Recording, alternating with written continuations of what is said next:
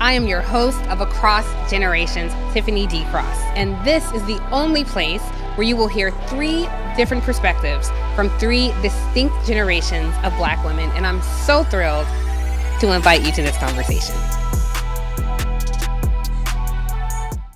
Hi, everybody. I'm Tiffany Cross, your host of Across Generations. And I want to tell you guys, I know from personal experience how challenging the home buying process can be. And especially in today's environment, right? Is it a buyer's market? Is it a seller's market? And what should you know before going into this process? Well, thankfully, we have someone joining us who can say just that.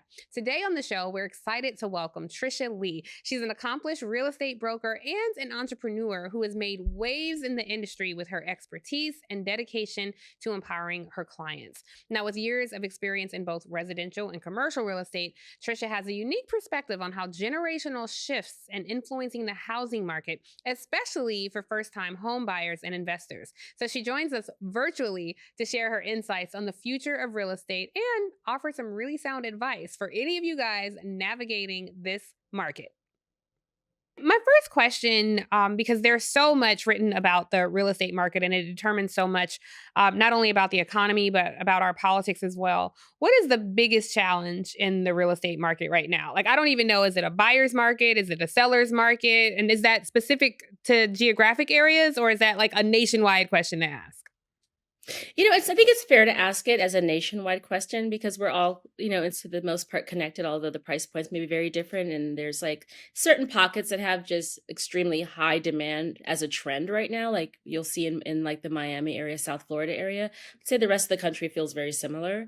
We are definitely in a buyer's market, and I'll explain to you why that is when it doesn't necessarily feel that way because things are so expensive, right? And rates are so high. But when that happens, the demand drops because if the rates aren't disqualifying you, which um, they're high, they're lowering now, but they are extremely high because all we have to compare is the recent past. And because we're coming out of the threes and the fours, for anyone that's getting a mortgage right now at 6 or just below 6, they still feel that it's high. So it's getting better, but it's just not as good as it once was and recently was. So that causes a lot of people to kind of step away from the market.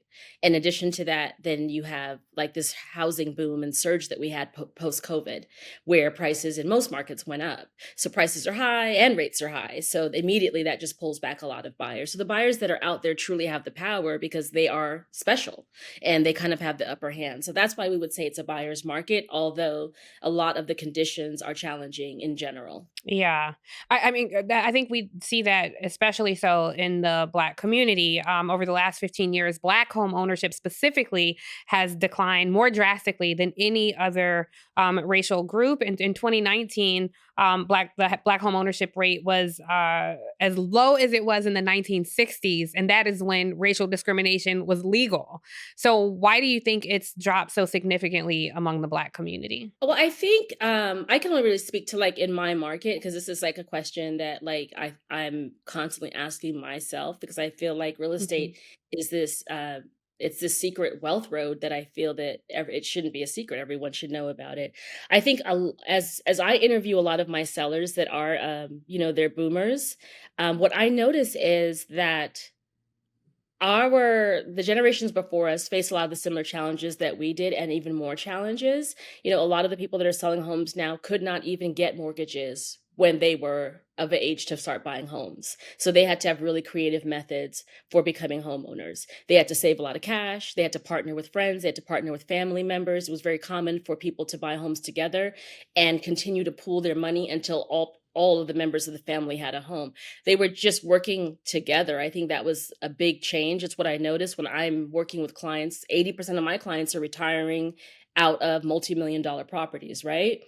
And the story time and time and time again is, yep, I bought that home with my sister. Well, I didn't have the cash. I had to buy it with my cousin. Or, we got some money when we got married after our wedding, and then we pooled money together from this cousin and that cousin. People just work together in our community to buy homes. And I don't ever see that now, and I've never encountered that now, you know? So I think that's one of the Yeah. factors, is that we're not as creative. I think we wanna stand in our independence, not realizing that when we are independent, we're not necessarily as competitive as the other buyers that are out there that have the benefits of really benefiting from, generational wealth. Your parents owned, their parents owned. It's a lot more likely that you can own because you have 3 generations living off of that equity. We are not coming from that same situation oftentimes in our communities.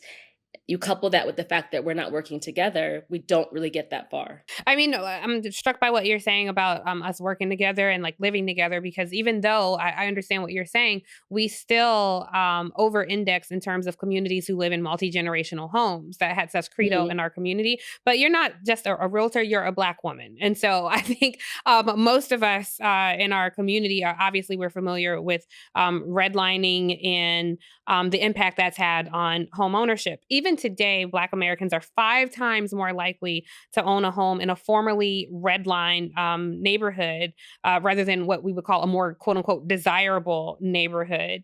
And it results in and Black folks having less equity than some of our white counterparts. But this is what strikes me about that because I live in a neighborhood that is gentrified.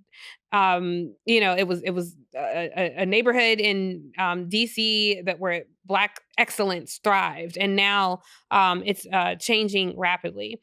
I'm struck by this because all over this country, I've gone places and I see cities transitioning. Once traditionally Black cities transitioning to more diverse cities and driving out people who had lived there for decades. I wonder I don't wonder. I say this with assurance, and you can feel free to disagree with me. Black people literally cannot gentrify a neighborhood. Like if a group of successful Black people moved into, an inner city neighborhood, like you don't see the Starbucks popping up, you don't see the Banana Republics and the Ann Taylors popping up. And I just wonder why that is. Like our dollars are just as green and we don't want to drive out the community. But I wonder why our success and our investment in our community doesn't translate the same way that it does when it seems white folks do. I would agree with you, so there's no debate there, right? And I live in this similar community to you, but just in New York, and I see the same thing, and when I speak to people in my family, because I live in New York and my family's from New York, so I have 80 years of New York family. A lot of my family's moved west, but, like, they grew up, went to college in New York. My grandmother worked at Bergdorf's for 40 years, right? So I hear the stories, and I hear of when they were gentrifying into these neighborhoods that are now historically Black neighborhoods, but I hear the stories of when they were the first Black couple or the first Black family in the neighborhood. That was just 50 years ago. So the neighborhoods gentrifying and shifting continue to happen. A lot of the neighborhoods that we would say were formerly, our neighborhoods or our communities that have been gentrified. Prior to that, they were not our community. We took over those neighborhoods. Unfortunately, when we take over a neighborhood or we infiltrate a neighborhood, it isn't that type of positive changes that happen. I don't have the answers as to why that is. I mean, it could only be tied to the wealth gap. I feel like so many times people want to have a conversation around those types of topics, but it all comes back to the wealth gap. It all comes back to resources. It all comes back to finances. If you're looking at redlining happening at a certain era in a certain point in our history, the solution, if you will, to redlining was to, create these loan programs that were whatever they named it. They named they named it community eagle programs, community lending programs, Hmm. whatever it was. It almost kind of served as the opposite of redlining because it was like, okay, we will give you funding well, not even funding, we'll give you a better interest rate and will allow you to work one of these community lending programs. Again, a lot of these banks had to create these lending programs to settle all of these class action lawsuits that they were found, responsible for. So the answer to that were a lot of the community lending programs. You look up most banks, they're going to have it. Like some of them have phased it out, but most of the commercial banks still have these lending programs. Take a look at the zip codes that they offer the lending programs for. They're very specific to zip codes. And Yeah. it's the exact same thing, and it's like he who has the power and he who owns sets the rules. I don't know. I wouldn't say I don't have a lot to say about it. I could talk about it all day, but the only answer that I have is to affect the ownership. That's the only answer within Yeah. my reach, is to affect the ownership, because we could hypothesize all day about why that is. We know why that is. He who owns decides. He who owns makes the rules. So if we're not focusing on owning and becoming owners of ourselves and making sure our community starts to buy and reinvest in our communities, I don't see a solution. I can tell you, in Well, the that's work that yeah. I do every day with clients all the time, so many boomers have children, that are my age. And those children are either not financially prepared to take over the home and the responsibilities and the financial responsibilities of the home, or they're not interested. That's what I can tell you, working day in, day out with true clientele. And it frustrates me. It frustrates me so much, because for me, most of the time, it's Black women that are running these homes, and then they're managing these, that have really taken their family this far, but they can't take them any further. They're ready to retire. And then I say this all the time, and I'll say it here. My generation, we could have done better. We could have been better prepared. Hmm. Yeah, everything you're saying, like I share that frustration because I'm curious how you advise your clients, but I think you kind of already answered that, right? Because I see us giving up our homes by the droves, like communities where we once thrived, and then white people swoop in and they make the investment in the home, and then it drives out the authenticity of the community. And honestly, Trisha, I wonder what that does to young people. So the young people who are left in these communities, and then they start to see, noise ordinances, in the neighborhood, and different rules change for businesses, and it sends this message to them that when white people come in, the neighborhood gets better, and you are not welcome here. And I don't know Mhm. how we undo that, but I keep seeing that happen all across the country. And to hear you say, yes, Big Mama held it down for 50 years, and it was time for you to pick up the mantle. We were ill prepared, and I don't know if you have the answer to why, but I do wonder, even outside of the wealth gap, why that is. How do you advise your clients, who are saying, look, I'm getting this huge offer for this house. My mother or grandmother paid $30,000 for this house, and somebody wants to pay me 1.5 million for this house. Do you advise them to sell, or do you say, hey, that's because you have all this equity, reinvest in the house and you can build it up there? I would say I deal with kind of 50-50% of that, and as a job, my job is selling homes, right? That's what I do. That's how I make my income. So, am I able to sleep well at night selling homes? Absolutely, I am, because I look at it in a very different way. I look at a home as an asset. I don't necessarily, I could sleep anywhere. I could call anywhere home. I'm very disconnected in that way, but I do look at property as something that is an asset. And there's one way to look at it, that you've had this home in your family forever, but if you're not doing anything with that asset, who cares? Because if eminent Mm, domain came to your community right now, you'd be displaced in under a year, no matter what.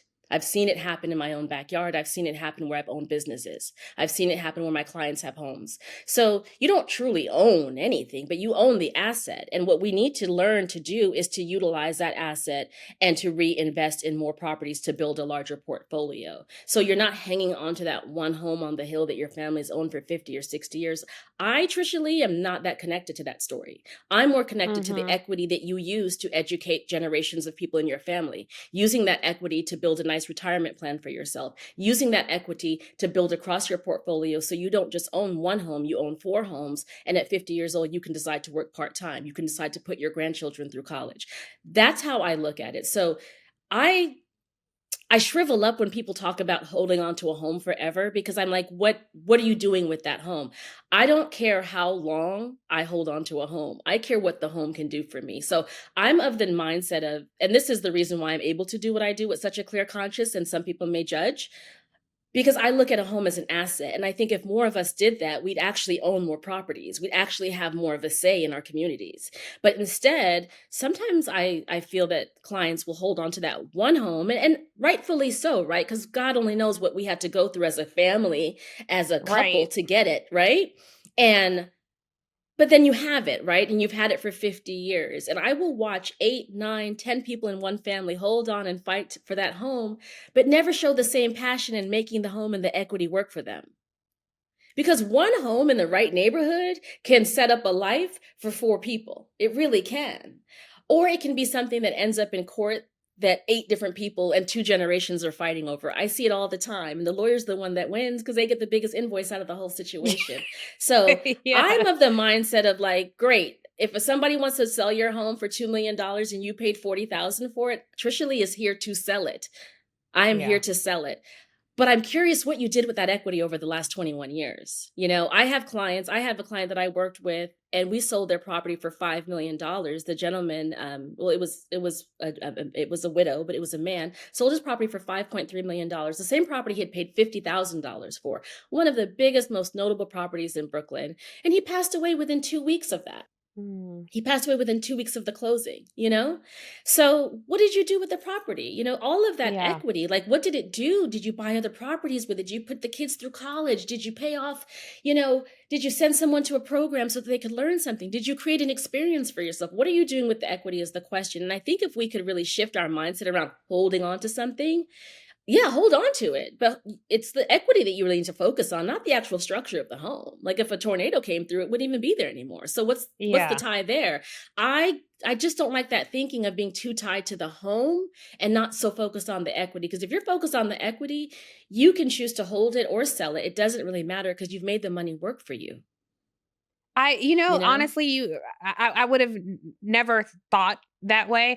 I'm maybe like you a little bit. I'm a bit disconnected because I didn't grow up in one childhood home. My grandmother's house though was, I mean, it meant so much in our family, so we kept it in the family. But I appreciate what you're saying because you're talking as a capitalist, and it's like Mhm. let's check this symbolism for a minute and participate in the system we have. While I understand Black folks, our attachment to our homes, like you said, because of what we had to go through. We were so denied everything in this country, even our dignity. And so when we finally get a home, it means so much. But you make a good point as we, advance in society. It's like, no, no, no, no, no. That home is an object.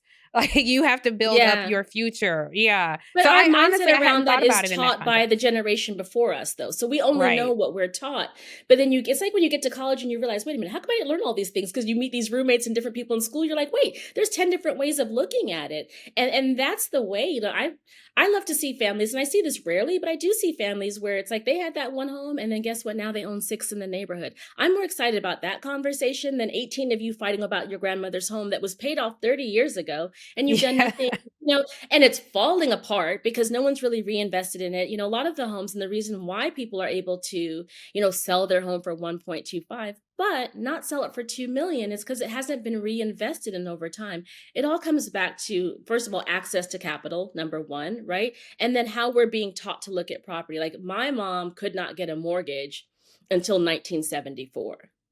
Right? So she would have had to get either her father, her brother, or her husband to Mhm. sign for her to get a mortgage. Same for any of us, right? So of course they're going to be thinking like, oh, if once I get me a house, I'm never letting go. But that mindset trickles down over generations when really it should be like, make this house work for me. You get 200,000 equity, great. Let's pull some of that out and let's get us another property. Let's build. Let's have two sisters in a family build their portfolio together. You know them, you trust them, and you know exactly where to find them, and that's where I get excited. I just don't get excited about how long you've had a home in your family, and especially if you've done nothing to make it really benefit your family, you Yeah, I know? think you're gonna change a lot of hearts and minds out there with that straight talk about like I'm not attached to that. I'm attached to, what this asset can What do it for can me. do, I think that's you know what I mean? I wanna right. see these kids at 18 pick the school of their choice because the money's there to pay for it.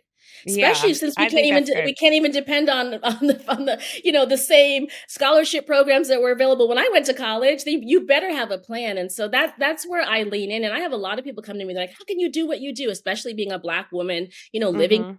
and selling Bed-Stuy homes. A lot of my clients are Black people, but I see my clients selling these $2.5 million homes, going and buying their homes in cash in Florida, taking care of their grandkids and setting up and really choosing to early retire at 62, 64. It's a beautiful thing. And I'm, of course, very familiar with Bed-Stuy, Park, so all of Brooklyn. So I split my time between Washington D.C. and New York City. Oh, So that's a perfect it's a combination. challenging Perfect. situation because I Yeah, live in yeah. D.C. and work in New York. So I have Okay, two I love both homes. of those cities, though. I love both of those cities, and they are exact. And yeah, it's the exact same situation in both. Honestly, Yeah. Well, when I am in a position to buy in Brooklyn, you will be my first call, which brings me I'm to my here next question. When does somebody know that they're ready to buy a home? when they have heavy cash. When they have heavy Mhm. cash, especially if you're dealing with really competitive markets, it's really about the cash because We're in a tough real estate market now, and it's very competitive. And cash is king always, So when you have the cash, you're good. But I always say cash is king, but credit is the queen. Yes. so you're gonna get better terms. Just like if you walk onto a lot, the more money you make and the less money you owe, the better terms you get on your car loan. It's the same for your mortgage, even more so. I think mortgage loans can be a little bit more flexible, but you want to be deep in cash. You also want to make sure that your credit is prime. And you want to be realistic. I think a lot of people will sometimes start looking for a home with their desire in mind. And that's not where you really start. You start with your budget.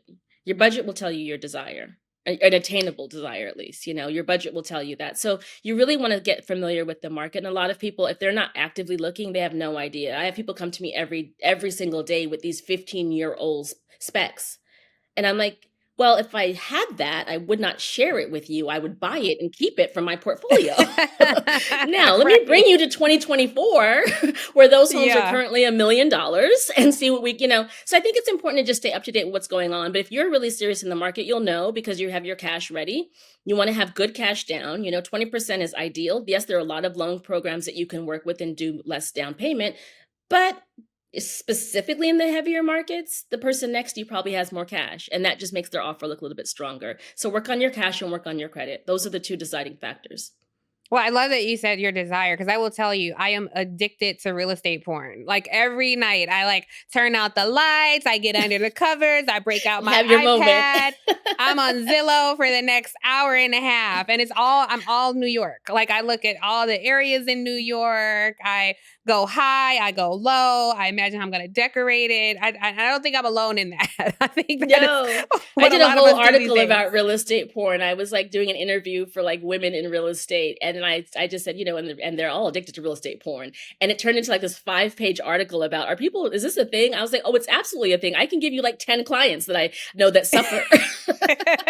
I'm me. My name is Tiffany, and I am addicted to real estate porn. I am one. Sign me Yes, up. it's my guilty habit. Yeah, I actually love it. I have this thought, and I know you sell homes, so you may disagree with me here, but I don't think home ownership is the only path to wealth anymore. And I'll tell you my situation.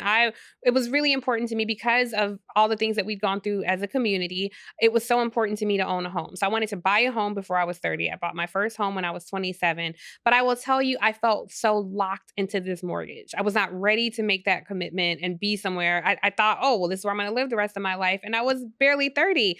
And after 10 years, I couldn't live there anymore. I had to get out. And so I called my realtor, who was a friend of mine at the time. And I told her, I'm like, I can't be here anymore. Like I'm commuting all the way to the city. It's a 2-hour commute every day. And I just thought, am I going to keep living here for sake of these 3 little numbers of my credit score? And she said, well, Tiffany, to get out of this mortgage is not going to be easy. Somebody's feelings has to be hurt. It's either going to be yours or the bank's. So what do you want to do? And I was like, baby, the bank can get its feelings hurt. So I did a short sale on my home. I have no regrets about that 7 years or 10, however long I had to be out the real estate market went by like that. It was no problem.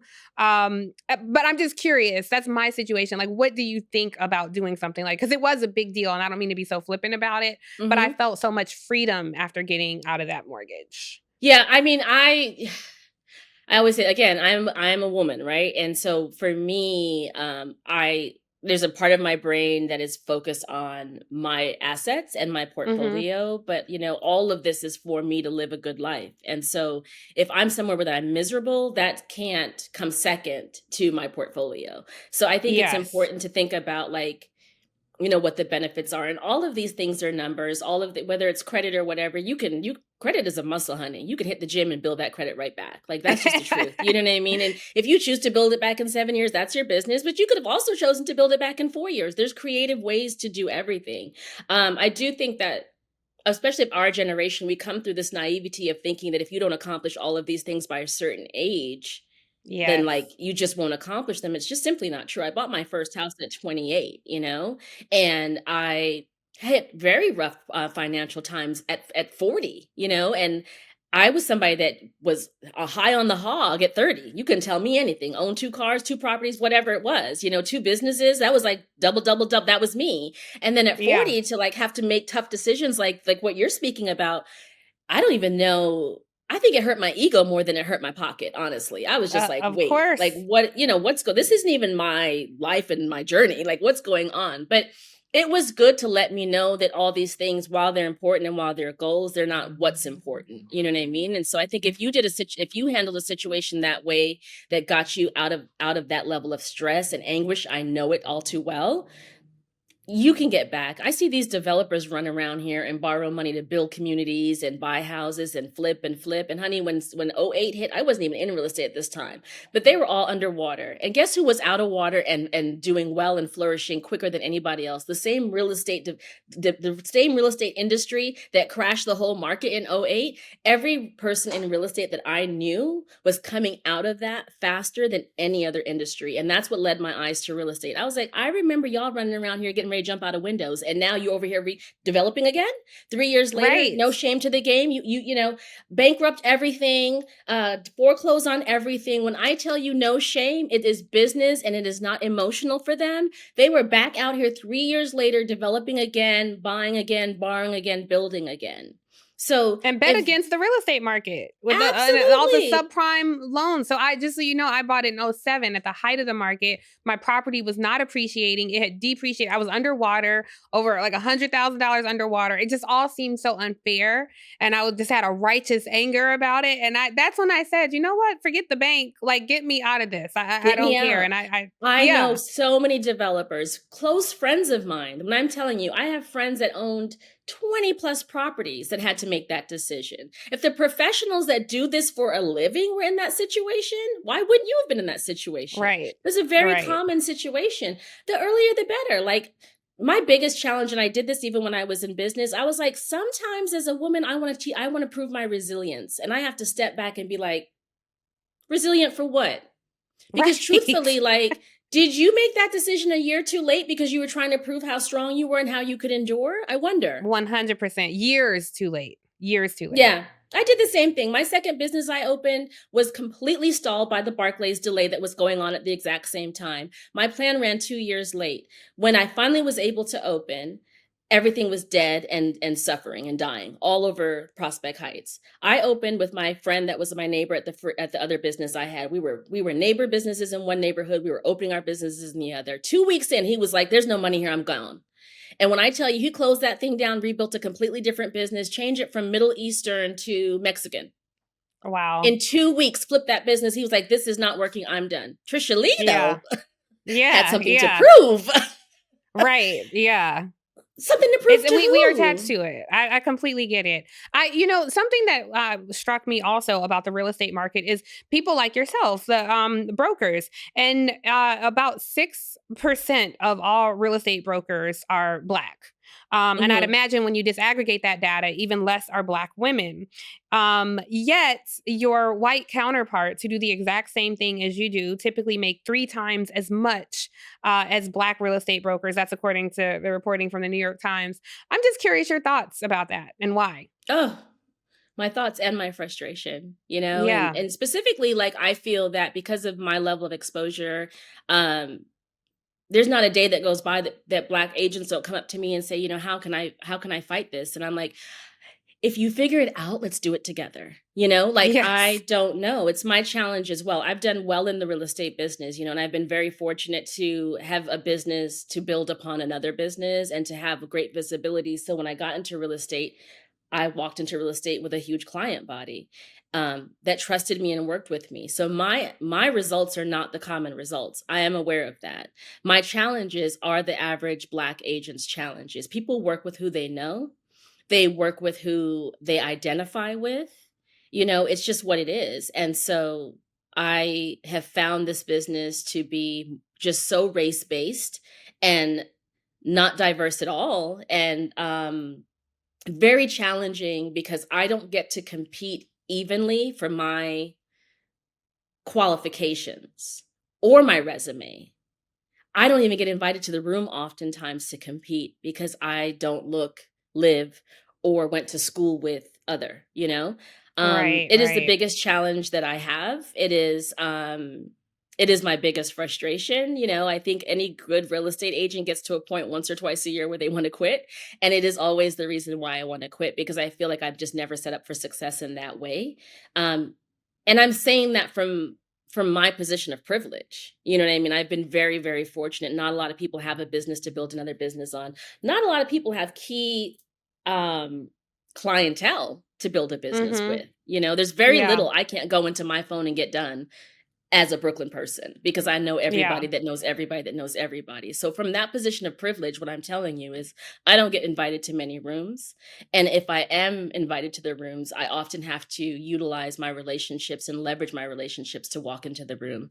People who work with who they know with, they're just not out here hiring Black brokers. No one is doing that. I've even had Black people not hire Black brokers and tell me that you were great, but I just don't think you're going to get me the best number. I think a white broker would get a better number. So I deal with Wow. racism from my own people. I mean, it is a very frustrating topic for me. It is, I feel like I'm always banging my head against a wall. And I don't want to feel like I have to go out here and put myself out to be this person that has figured it out and that's not my challenge. Bullshit. It is my challenge. It's my challenge Yeah. every single day that I don't get to walk into a room and pitch for certain properties, that my results aren't good enough to get me an interview. Because if you let me in and you let me talk, I'm going to get it done.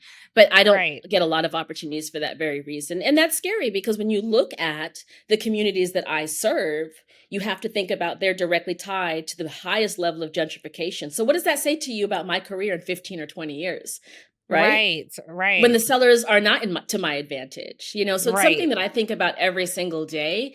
And a lot of that is why I've used my career to put me in a position where I have a platform to speak about it, right? I don't have a Yeah. need to be on TV, but if I can use the opportunity to tell the truth, I'm going to use that opportunity, because one, I don't want people to think that it's easier for me. People see me selling 5, 8, $10 million properties and they think I don't have that challenge. I have that challenge every single day, every single morning. And even when I'm given the opportunity, I have to work 3 times harder to keep it. Let's be clear on that. Well, I would say the beautiful thing I think about this conversation, Tricia, is as Black people, no matter your industry, we are all navigating some level of what you're doing to be the best at what you do and still be navigating a system that denies you. And so I'm not leaving out Black men in that, but I think as Black women, we have a unique understanding of the struggle with each other. Like we do all the right things and go to all the right schools and make all the right business decisions, and we still have to navigate this space that denies us. So I will tell you, when I'm in a position to buy a home in New York, I'm only going to see Tricia Lee. So I appreciate you, sis, and I hope you never get out of the business, and I hope you continue to expand and your territory expands, and we love to see you winning, because when you win, we all win. So thank you so much for joining us, and I love this conversation with you. I appreciate you. Amazing. Thank you so much for having me. Thanks, Tricia.